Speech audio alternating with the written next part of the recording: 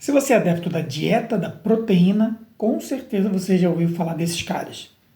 Se você gosta também de ciências, assim, de estudar coisas de fora da Terra e acompanha as notícias, você também já ouviu falar desses caras.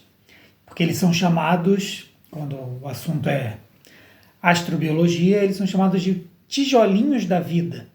Porque mais ou menos é exatamente isso que eles são. Os aminoácidos. A gente vai falar aqui sobre quem são esses caras. Então fica comigo depois da vinheta.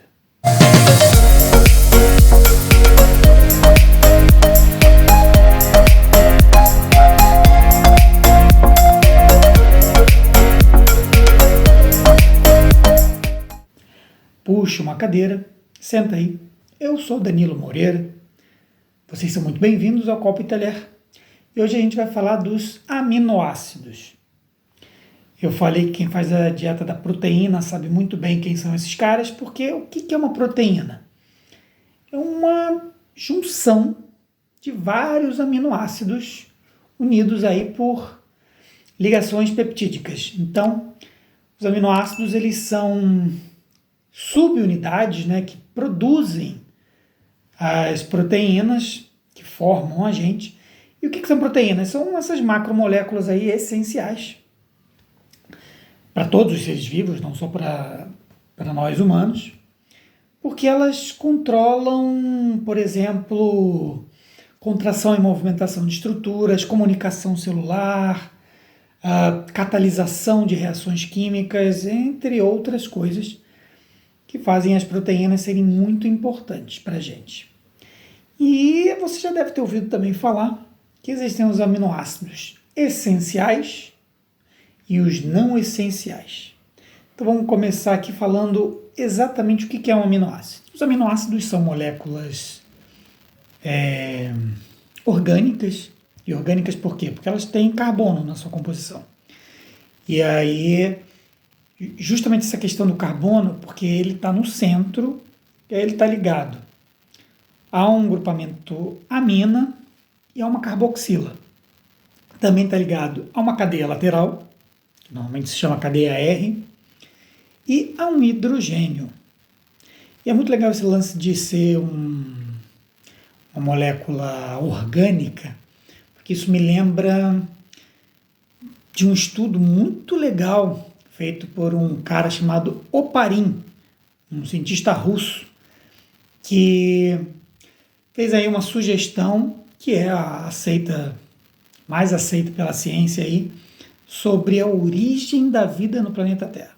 A teoria de Oparin-Haldane, né, tem nome de dois pesquisadores, porque os dois estavam pesquisando isso mais ou menos que concomitantemente. Oparin na Rússia, Haldane na Inglaterra, mas o Oparin publicou primeiro os estudos, né, o que ele estava pensando a respeito. Depois é que Haldane, quando publicou o dele, é que tomou conhecimento que o Oparin já tinha publicado primeiro. Então foi lá, né, mandou uma mensagem, entrou em contato com o Oparin, e aí eles bolaram juntos essa teoria, né, que melhorava a teoria de um, melhorava um pouquinho a teoria do outro. Só que como o Oparin publicou primeiro, o nome dele ficou sendo o primeiro nome aí da teoria. E essa teoria pega o princípio de que num planeta instável existiam muitas descargas elétricas, muitas tempestades, e isso forneceria energia para haver ali ligações entre as moléculas inorgânicas e transformações que poderiam gerar moléculas orgânicas. Anos mais tarde, nos Estados Unidos, Stanley Miller, o nome do cara é Stanley Miller, da Califórnia, ele que provou, anos mais tarde, que a teoria Oparin-Haldane estava certa, porque ele conectou várias vidrarias contendo os elementos inorgânicos que se supunha que existiam nessa atmosfera da Terra primitiva: água, amônia, gás hidrogênio, metano, e através de loopings, né, esses elementos passavam aí por esses vidros todos e recebiam descargas elétricas. Depois de um certo tempo, ele foi verificar e encontrou aminoácidos dentro desse sistema que ele tinha bolado, provando que a teoria de Oparin-Haldane realmente tinha algum fundamento. Essas moléculas inorgânicas, sob descargas elétricas, sobre eventos específicos, podiam gerar moléculas orgânicas. Essas moléculas são justamente os aminoácidos, por isso que eles são chamados os tijolinhos da vida. Sem os aminoácidos não teriam surgido os coacervados, não teriam surgido nenhum tipo de ser vivo que a gente conhece. E aí, quantos aminoácidos existem? Olha, na natureza existe para mais de 100. Mas os seres vivos, eles têm 20. Todo ser vivo tem 20 aminoácidos que são importantes para eles. Os seres autótrofos, né, que são aqueles fotossintetizantes, né, que produzem o próprio alimento, eles conseguem produzir todos os aminoácidos de que precisam, o que faz sentido, já que eles não têm nenhuma fonte externa. Eles mesmos têm que produzir sua própria energia, sua própria alimentação, seus próprios aminoácidos. Mas os seres heterótrofos, que somos nós, né, que consumimos alimentos para ganhar o que a gente não tem, o que a gente não produz, a gente não consegue produzir todos os aminoácidos de que precisamos. Então, aí a gente tem duas características, duas categorias, na verdade, de aminoácidos. Os aminoácidos essenciais, que são essenciais a gente consumir, que a gente não produz. E os aminoácidos não essenciais ou naturais, que esses sim a gente consegue produzir. Tá, e assim então a gente tem os aminoácidos essenciais e os não essenciais, mas essencial por quê? Assim, por que a gente precisa desses aminoácidos? Porque, como eu falei, aminoácido forma proteínas.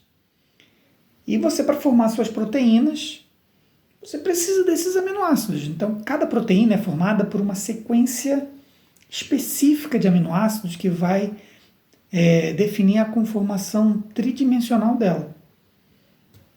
Então, esses aminoácidos vão se diferenciar uns dos outros, né? Eu falei que são 20. Como é que você sabe que um é um, outro é outro?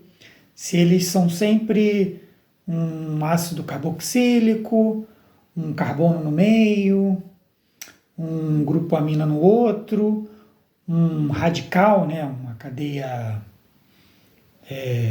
sequencial, porque esse radical é o que muda.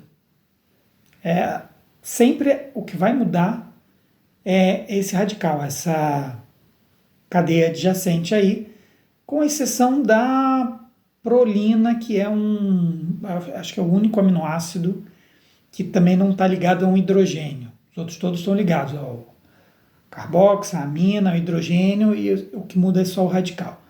Mas enfim, aí você vai conseguir formar todos os aminoácidos, todos os 20 aminoácidos que existem aí nos seres vivos, mudando só esse radical, e eles vão se ligar através de ligações peptídicas, né, o OH do ácido carboxílico vai se juntar ao H aí do grupo amina, do aminoácido seguinte, aí vão juntando vários aminoácidos, uma enorme cadeia de aminoácidos, né, uma enorme cadeia peptídica, né, porque essas ligações são chamadas de ligações peptídicas, e aí você tem a proteína que é importante para você.